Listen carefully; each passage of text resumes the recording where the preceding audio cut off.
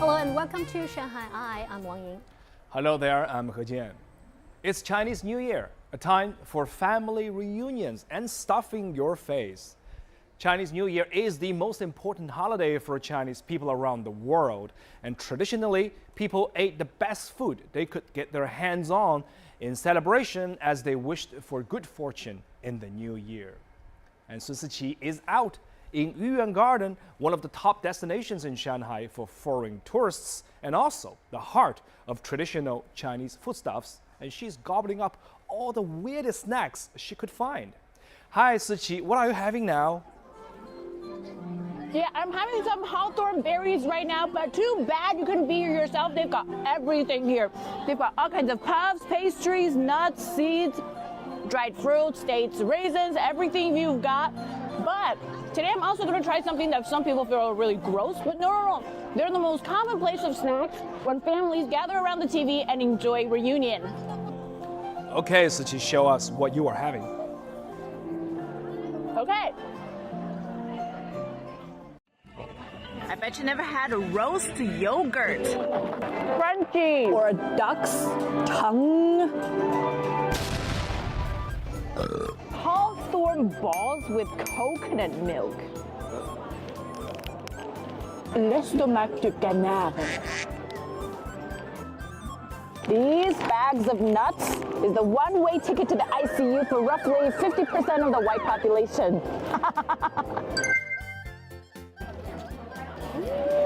Wow, this is the best food ever! Welcome to the snacking season for the Chinese New Year.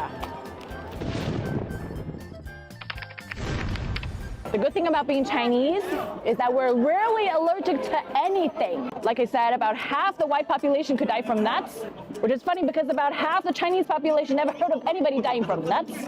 In the days when food was by ration, and I still vaguely remember the last few years of that, Chinese New Year was the time when kids could eat as many snacks as they wanted. I know you know about the almonds, the pecan nuts, pine nuts, pistachio nuts, but what about nuts of Torreya grandis? Torreya grandis, or Chinese nutmeg trees, is an old relic species endemic in China that once lived with the dinosaurs. How do we go about doing this? Oh yeah, this is a bad design. Technically, you're supposed to remove this charred skin with the shell. Let's try some.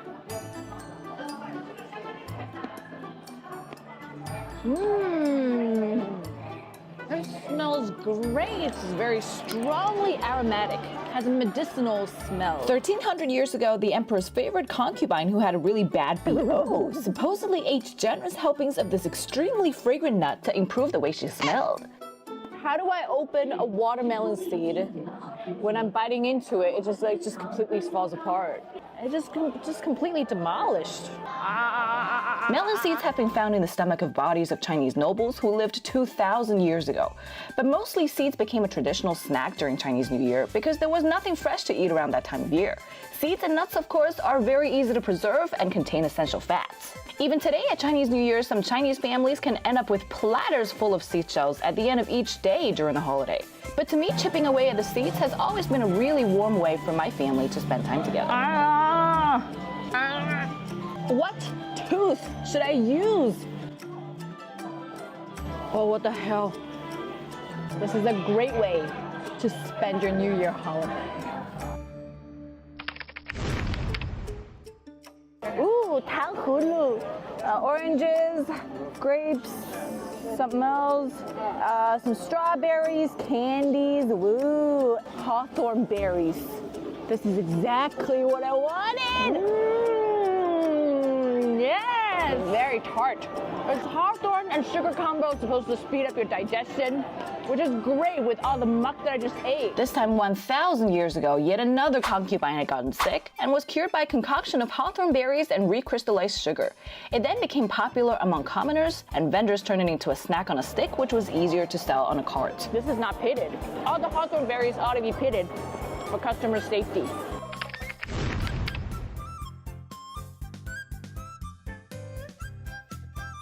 According to some urban myths, these are supposed to be made from belts. What, are you kidding me? Belts are so much more expensive than these.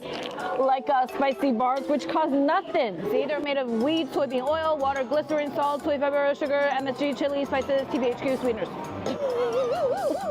Did he say meat from the Shanghai vendors packed with healthy additives? I mean, they wouldn't kill you any more than Twizzlers will. The spicy bars are really just spiced up gluten. That's so good. Vegan people, here's your meat. Spicy bars are supposed to have originated in 1998 after a summer flood destroyed central China's soybean harvest and thus its seasoned ultra-dry bean curds business. Locals then created seasoned, greased-up bars made of gluten, made of wheat, which turned out to be extremely popular. Spicy bars are one of the most popular New Year snacks among Chinese kids and young people under the age of 25. If there's any wisdom to spicy bars, it's that Chinese people can turn cheap ingredients into any food. Cut up gluten, fried gluten, stir-fried gluten, gluten with meat, wholly gluten, gluten in salad, and then bean curds, fresh bean curds, dry bean curds, moldy bean curds compressed into sheets. They all taste great. Why do Chinese people eat organs in tons? Because it was always so expensive to raise and kill a farm animal. What's wrong with you? According to my best friend, who's also Chinese, she said there's supposed to be 8 bones in each duck tongue.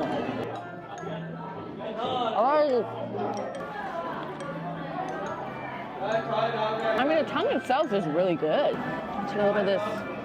My best friend could spit out an entire tongue with bones only. Duck stomach with rice wine. It's important to note that the stomach is a duck's strongest muscle. Ducks can digest snails. Spicy tripe. This is so good. This is just like a Sichuan hot pot. In China, tongues and guts had always been cheap foods. They'd always been understood as poor people's meat. At an age with no running water, thoroughly cleaning these parts had always been a challenge. Hence, these ingredients were always dunked in brine, ginger, wine, and spices to remove any unwanted smells. Before there was this thing called modern farming, producing the same amount of grains required hundreds of times the workforce, and animals can't grow without eating.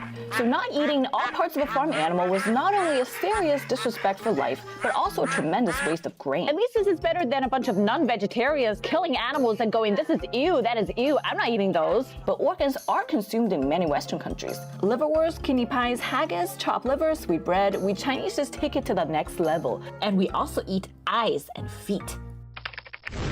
What's a snack that really tastes like belts? Grilled, dried, cured squid. Ooh. I thought this was going to be really salty and really belty. This is not bad. Very chewy. Dried, cured, salty codfish. These cured fish is supposed to be derived from cured eel, which is dried eel processed with chive, ginger, rice wine, salt, and sugar, and supposed to be an ancient court dish about 2,400 years ago. I need an Altoid after all this squid. I mean, these tablets you've seen, they're made of dry yogurt, probiotics, and sugar. It tastes like a weak cheese. There's also milk skin. They're supposed to be made of milk powder and broom corn millet, a grain cultivated in northern China for its short harvesting cycle and resistance to drought and bad soil. I mean, it's crunchy, but it's so much denser and heavier than crackers. A very nice nutty smell. A snack unique to Inner Mongolia, milk skin is said to have been a key to the success of the Mongols' conquest in the 13th century. Yeah, these have about 5 times the amount of calories as the same amount of rice by weight. These, I don't exactly recommend. The preserved fruits all kind of taste the same. The plums, peaches, plums, prunes, California prunes, and paper-wrapped jiayingzi. I wonder what this jiayingzi is. An extremely tangy local Chinese plum dunked in salt, sugar, and a licorice that's not for ones with a weak palate. Oh, I understand this. Because in Chinese New Year, you eat so much crap. You really need this kind of food to help you stop eating. What I took away today is just how amazingly tremendous Chinese snacks are. Most of these snacks were made from foods that are only available in certain seasons, are very cheap, or would easily perish. Back in the day with no refrigeration nor modern means of transport, this was a way to make sure more people got to taste more delicacies. Many of them are dry and salt or sugar based or dunked in a lot of grease. So we're not having no meringue de citron or chocolate truffles or gelato or anything like that. I guess that just shows the kind of farming-based austerity that Chinese people had lived on for thousands of years. What's a weird Chinese snack you want to see me try next? Let me know in the comment section down below. He Jian, what are some of your favorite Chinese snacks? Me? I don't keep a diet, so I have a long list. I have had dried spicy duck tongue, blood tofu on a stick dipped in fresh cilantro. But my favorite will be humble chayadan or tea egg, you know? Everybody likes that. You can't beat it.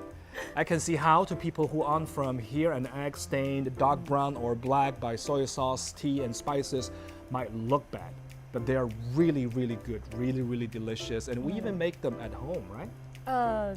Really? Actually, I never thought of you as someone who'd be into tea eggs, you know. It's good protein as well, you know? It's good for your health. Right.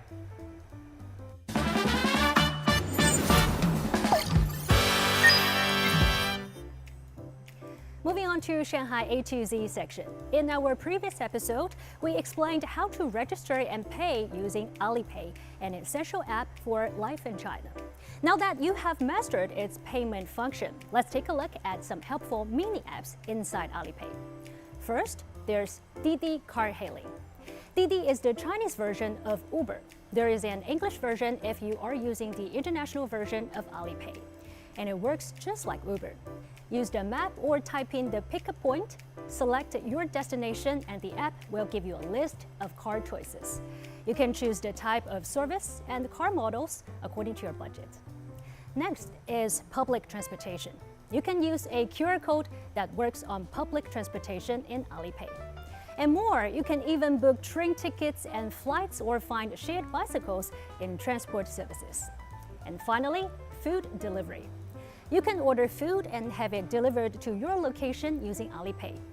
Find the takeout icon on the home screen.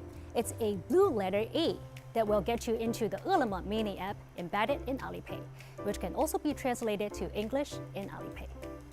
And now it's time for the ShanghaiEye Q&A, where we search our socials and answer some of your questions. Abraham from Egypt raises this question. Who is eligible for a Chinese government scholarship?